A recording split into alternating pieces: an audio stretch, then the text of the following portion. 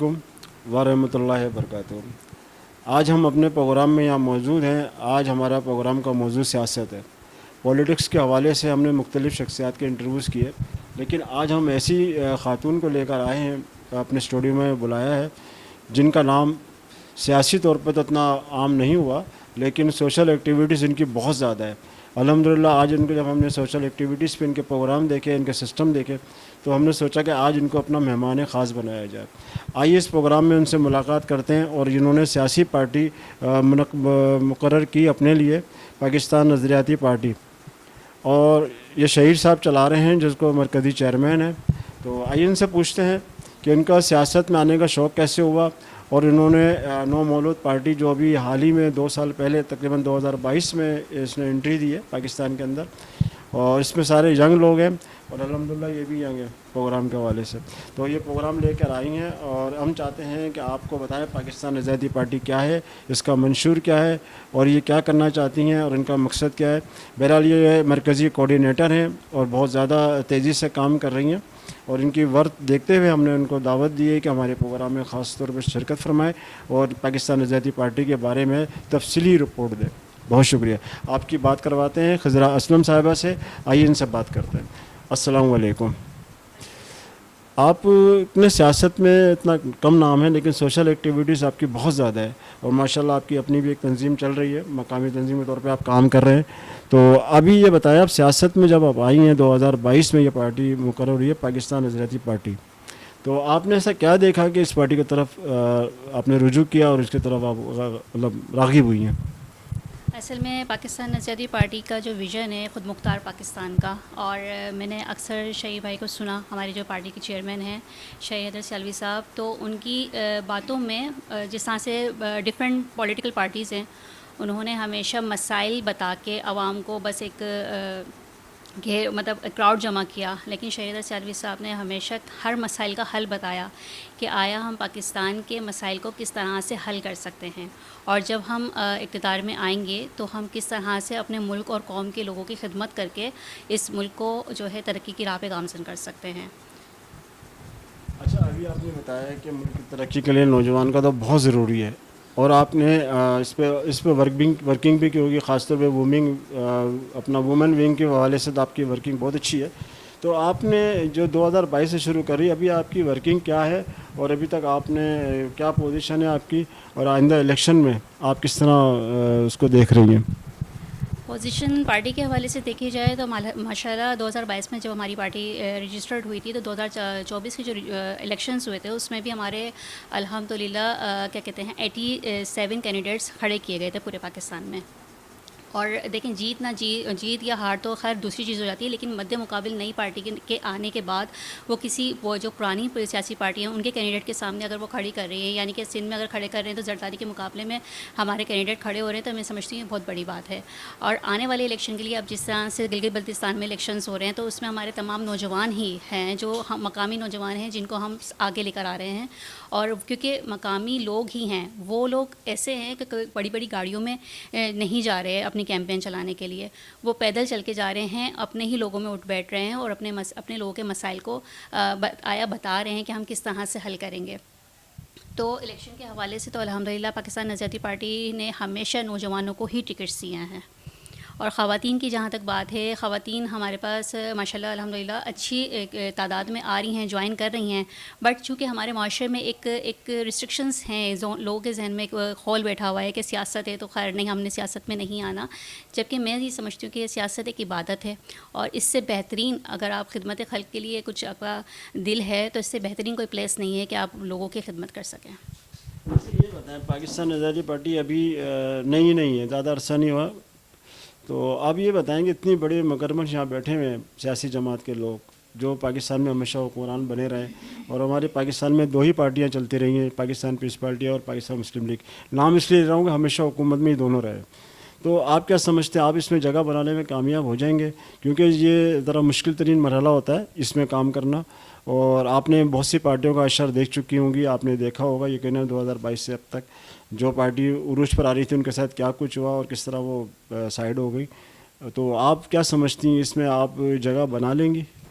جی بالکل جگہ بنا نہیں لیں گے، بنا لی ہے الحمدللہ ہم نے. جیسے گلگت بلتستان کے حوالے سے میں آپ کو بتا رہی ہوں تو وہاں کتنا زور ہے پیپلز پارٹی اور نون لیگ کے حوالے سے. بٹ کیا ہے کہ ہم ہر حلقے سے اپنا کینڈیڈیٹ کھڑا کر رہے ہیں. اس کا مطلب یہ ہے کہ یوتھ جو ہے نا چینج چاہتی ہے اور ڈیفینیٹلی وہ خود بھی آگے آنا چاہتی ہے کیونکہ ان کے پاس سولوشنز ہیں، ان کے پاس حل ہیں کہ آیا یہ چیز ہمیں دو، ہمیں یہ پاور دی جائے تو ہم ملک کو اس طرح سے کر سکتے ہیں. تو یوتھ کے اندر بہت زیادہ ماشاءاللہ موٹیویشن ہوئی ہے اور ہمارے ساتھ یوتھ بہت زیادہ کنیکٹڈ ہو بھی رہی ہے. اور آنے والے جو جنرل الیکشن ہوں گے پاکستان میں وہ انشاءاللہ ہم وہاں پہ بھی ہماری اکثریت میں جو ہے لوگ جو ہوں گے کینڈیڈیٹ جوان ینگ ہوں گے، کیونکہ ہماری جو پارٹی میں ہمارے شہید حیدر سیلوی صاحب ہیں وہ انہوں نے 70% نوجوانوں کو ٹکٹ دینے کا اعلان کیا ہوا ہے. تو ہم 70% نوجوانوں کو لے کر آئیں گے. اچھا ابھی میں ایک سوال آتا ہے کہ یہ آپ کے جو شہید ملک صاحب ہیں، حیدر صاحب ہیں، تو ان میں کیا ایسی خوبی ہے کہ عوام ان کی طرف راغب ہو جائے گی اور کیا کوالٹی ہے، کس طرح یہ لوگوں کو اپنی طرف متوجہ کریں گے؟ اچھا سب سے پہلے تو میں اپنا بتاؤں گی کہ میں کس وجہ سے موٹیویٹ ہوئی اس پارٹی میں آنے کے لیے. وہ اس لیے کہ وہ سچ، حق، سچ اور ایکچوئل جینین بات جو کہ آپ کہو گے کہ سامنے بندہ بیٹھا ہے، یہ مینیفیسٹو سامنے ہے، اس میں تمام مسائل کے حل بتائے گئے ہیں اور عام آدمی اس کو پڑھے گا، وہ دیکھ کے بولے گا. اور جو پاکستان کا حب وطن ہے وہ لازمی بولے گا کہ بالکل اگر ہم ایسا کر لیں تو ہم اس مسئلے سے نکل سکتے ہیں. بٹ وائی یہ باقی جو پولیٹیکل پارٹیز ہیں انہوں نے کیوں عوام کو الجھایا ہوا ہے؟ تو وہ جو سچائی ہے، وہ جو صداقت ہے شہید حیدر سیلوی صاحب کی، ان کی باتوں میں وہ جو سولوشن دیتے ہیں اور باقاعدہ کیلکولیشن کے ساتھ دیتے ہیں، تو وہ چیز ہے جو ایک ہے کہ ہاں آیا یہ ڈفرینٹ ہے.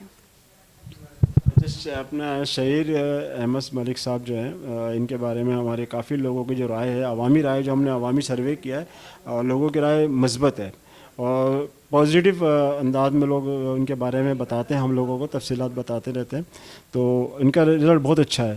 تو آنے والے وقت میں انشاءاللہ تعالیٰ ایک اچھے رہنما ثابت ہوں گے، اچھے رہبر ثابت ہوں گے. شاید پاکستان کی بھاگ دوڑ ان لوگوں کے ہاتھوں میں آئے.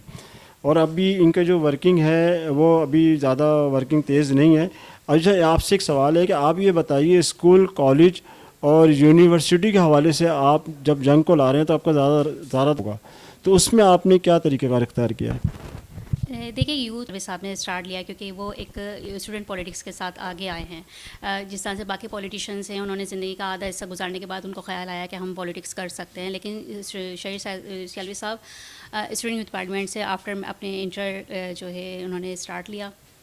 تو اسی حوالے سے ڈیفینیٹلی ہماری جو ہے کافی اسپیس ہے یونیورسٹی سائٹ پر. شہید حیدر سیلوی صاحب خود بھی جاتے ہیں اور ہمارے اور بھی جو ممبرز ہیں وہ بھی جاتے ہیں اور ان کو ایک شعوری جو ایک لیکچر ہوتا ہے وہ بھی دیتے ہیں. آیا ان کو ان ساری اپنے مینیفیسٹو کے حوالے سے ہم بتاتے ہیں تاکہ زیادہ سے زیادہ، جیسے کہ آپ کہہ رہے ہیں کہ ینگز میں یہ چیز پائی جا رہی ہے کہ مثبت ایک ان کے پاس ایک پوائنٹ آ رہا ہے، ایک پلیٹ فارم آ رہا ہے پاکستان آزادی پارٹی کی صورت میں.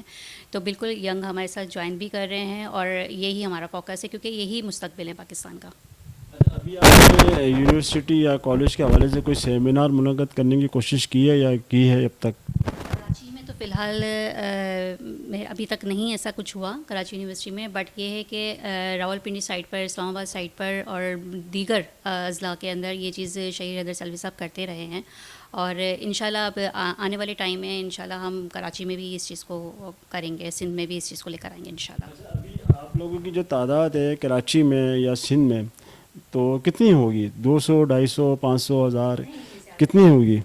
زیادہ ہے 200 ابھی 100 کاؤنٹنگس تو خیر کم وہ ہو گئی ہیں، ابھی تو عروج پہ چلا گیا الحمدللہ. آپ دیکھیں گے انشاءاللہ آنے والے وقت میں یہ لاکھوں میں ہمارا، مطلب 1000 تک تو ہے. بالکل ہے، زیادہ ہے جی، بالکل بالکل بالکل زیادہ. تو یہ بتائیں کہ کراچی کی آواز کیوں نہیں بن رہے آپ لوگ؟ کراچی کے بارے میں جو حالات ہیں کراچی کے، تو اس وقت ہمیں ضرورت ہے. کراچی بالکل خالی ہے.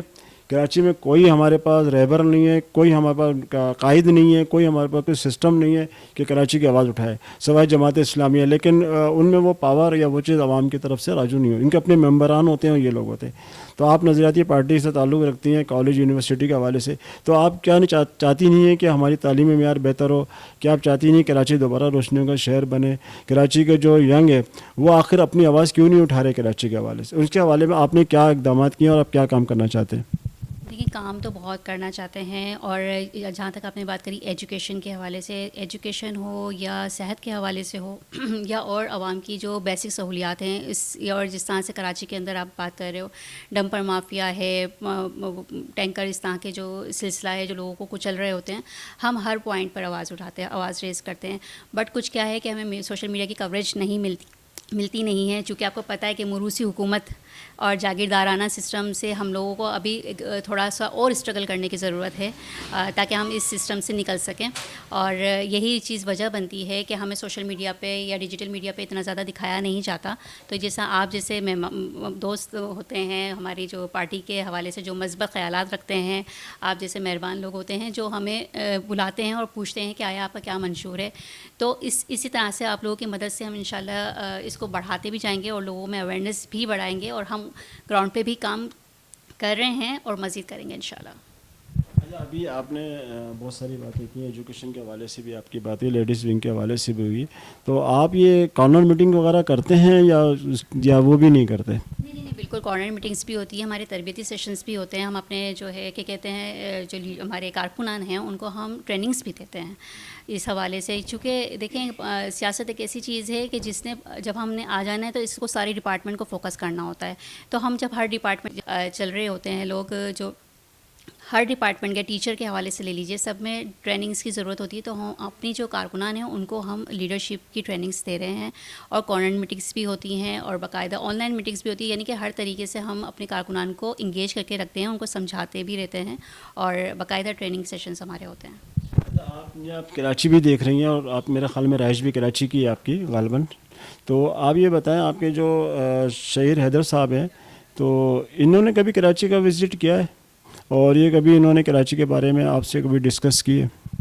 جی بالکل، صرف کراچی نہیں، وہ سندھ بھر میں دورے ان کے ہوئے بھی ہیں، اور بہت جلدی کنٹینیوسلی ان کے دورے ہوتے ہیں.